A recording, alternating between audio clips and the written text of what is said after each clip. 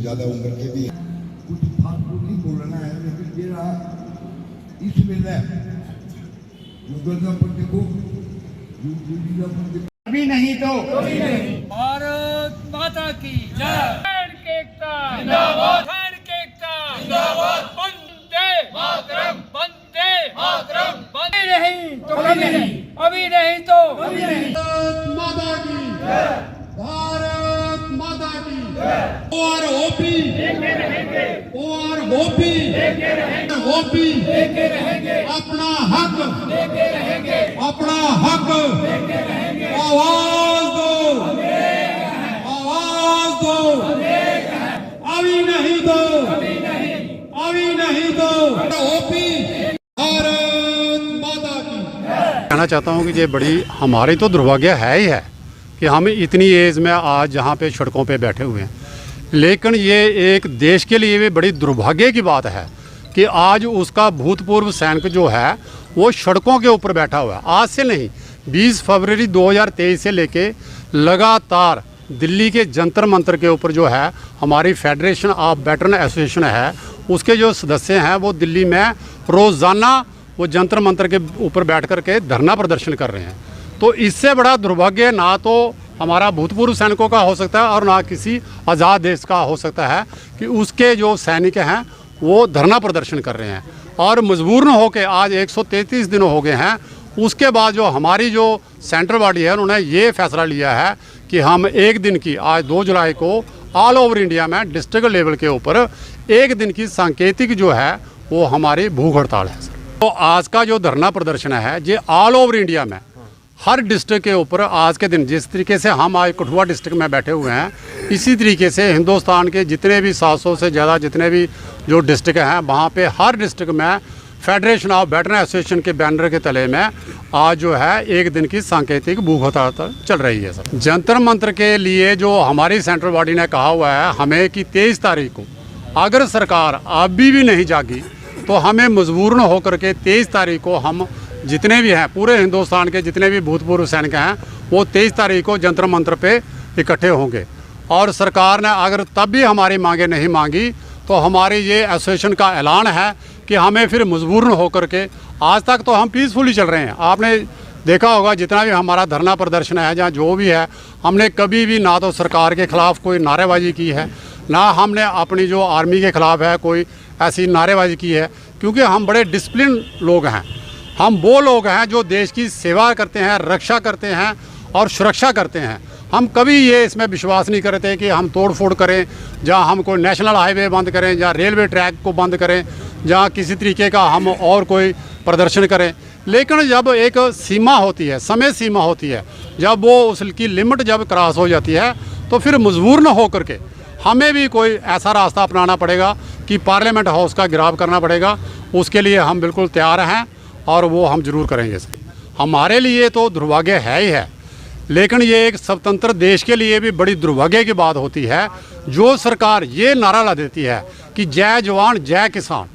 और उसका सबसे पहले 2 साल तक तो किसान रोड पे रहा और अब जो है उसका जो जवान है वो रोड पर है। तो आप इसी से अंदाज़ा लगा सकते हैं कि सरकार की मंशा क्या है और सरकार चाहती क्या है।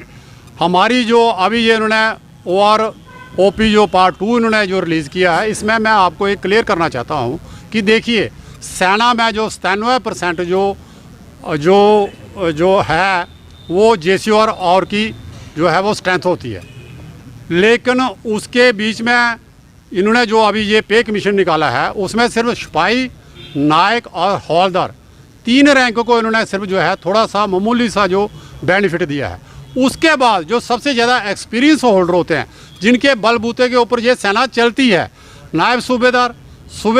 सूबेदार मेजर जो कि हमारा कमांडर होता है, सुप्रीम कमांडर होता है। ऑफिसर तो बाद में हुए हैं कमांडर, ऑफिसर तो पहले सिविलियन होते थे। लेकिन अगर सच्चा जो अगर सही जो मैंने में देखा जाए तो जो रेजिमेंट का सूबेदार मेजर होता है वही कमांडर होता था। उसके बाद में जो ऑनरी लेफ्टिनेंट हैं जो सूबेदार मेजर से या सूबेदार से बनते हैं, और जो ऑनरी कैप्टन रैंक है उनको भी बिल्कुल छोड़ दिया इन्होंने, बल्कि उनकी कम कर दी। और उससे भी ज़्यादा दुख की बात यह है, दुर्भाग्य की बात यह है, बड़ी शर्मनाक और बड़ी दर्द होती है, बड़ी पीड़ा होती है कि जो हमारे रिजर्विस्ट थे उन्होंने जिन्होंने 62 की लड़ाई चाइना के साथ लड़ी और 65 की लड़ाई जो है वो पाकिस्तान के साथ लड़ी और मात्र 6-7 साल उनकी सर्विस थी। उसके बाद में सरकार का ये कहना कि हमारी सेना जो है सरप्लस हो गई है और बाई ऑर्डर उनको रिजर्व भेज दिया। आप ये सोच सकते हैं कि उस समय में जो लोग जो सेना से जो रिजर्विस्ट भेजे थे उनका परिवार किस तरीके से चला। हमारे बीच में हमारी वीरांगनाएँ बैठी हुई हैं, इनसे आप पूछ सकते हैं कि इनकी शादी कब हुई और कब वो 1 साल के बाद में ही वो रिजर्विस्ट आ गए और किस तरीके से इन्होंने अपनी पूरी फैमिली को आज तक ये उसको लेके चले आ रहे हैं। और इस पे कमीशन में 1 रुपये का भी बेनिफिट जो है हमारे रिजर्विस्ट को नहीं दिया। हम तो बोल रहे हैं, लेकिन जो सरकार है ये जो बोलती है कि आन बान शान और जो सारा कुछ कहती है, इनकी खुद की बनाई हुई 1 मैन जुडिशल कमेटी थी इसी मौजूदा सरकार की, और उसकी रिकमेंडेशन दिए हुए भी उसने 1 साल से ऊपर हो गया है। ये ना तो उसको मान रहे हैं और ना ये 133 दिन हो गया हमें जो भूतपूर्व सैनिक जो हम बैठे हुए हैं हमारी बात को भी नहीं ये सुन रहे हैं। तो मैं सरकार से ये कहना चाहता हूँ कि आप ज़्यादा समय ना व्यर्थ में व्यतीत करते हुए जो हमारे जो भूतपूर्व सैनिक जो हम जो कह रहे हैं उसके ऊपर गौर कीजिए और हमारी जितनी भी विसंगतियाँ हैं जो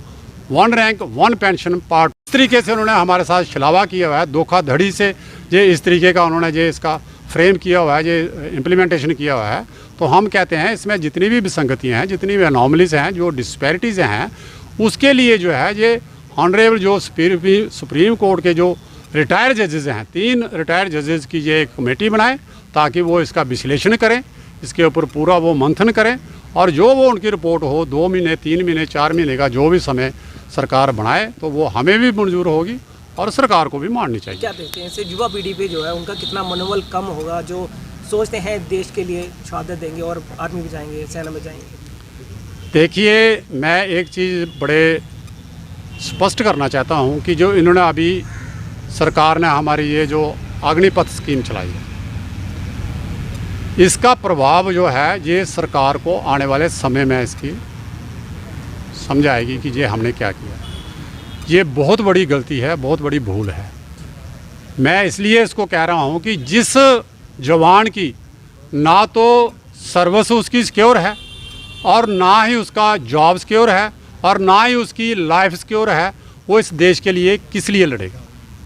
देश वही तरक्की करता है, देश वही समृद्ध होता है, देश वही विश्व गुरु बन सकता है जिसकी सेना जो है सबसे ज़्यादा सशक्त होगी, सबसे ज़्यादा पावरफुल होगी, वही देश पावरफुल हो सकता है। अगर आप सेना में भी डेली वेजर भर्ती करेंगे और आप ये लॉजिक देंगे कि हमारे पास पैसा नहीं है, तो फिर आप जो सपना देख रहे हैं विश्व गुरु का, तो मुझे लगता है कि वो नहीं आपने देखना चाहिए। जो देश अपनी सेना के लिए, जो सेना उसकी रक्षा करती है, सुरक्षा करती है, उसके ऊपर अगर पैसा खर्च नहीं कर सकता तो मुझे नहीं लगता कि वो देश तरक्की कर सकता है।